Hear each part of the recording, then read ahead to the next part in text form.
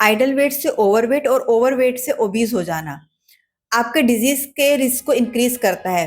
Actually में आप weight increase करने की 4 स्टेजेस से गुजरते हैं। सबसे पहली स्टेज होती है कि जब आपका जो आइडल वेट होता है आप उससे 4 या 5 किलो ज्यादा होते हैं। जैसे अगर अभी आपका वेट 60 kg का है और आप 65 kg के हो जाते हैं, तो उस केस पर आप बहुत सारे चैलेंजेस फेस करना स्टार्ट कर देते हैं। जैसे आपको नी पेन होना स्टार्ट हो जाता है, बैक पेन स्टार्ट हो जाता है, आपके डाइजेस्टिव इश्यू स्टार्ट हो जाते हैं, आपके सर्कुलेटरी इश्यू स्टार्ट हो जाते हैं, आप फटीग फील करते हैं। तो ये सारे चैलेंजेस आ जाते हैं। अगर आप इसी स्टेज पर अलर्ट हो जाते हैं और अपने बढ़े हुए वेट को आइडल वेट तक लेकर आ जाते हैं, तो आप एक वाइब्रेंट हेल्दी लाइफ एंजॉय कर सकते हैं।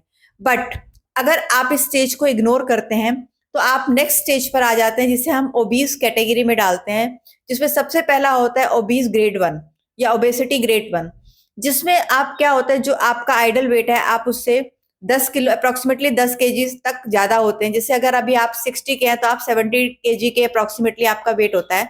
तो जो चैलेंजेस आपको स्टार्ट हुए थे इनिशियल स्टेजेस पर, वो और क्रिटिकल होने स्टार्ट हो जाते हैं और आपको बीपी और हार्ट जैसे इशू भी स्टार्ट हो जाते हैं।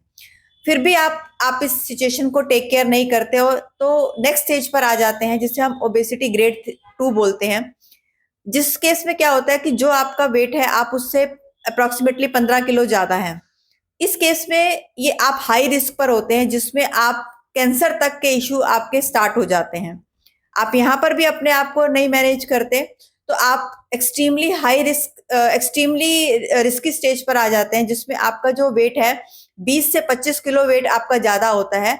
उस केस में आपके डेथ तक के चांसेस हो जाते हैं।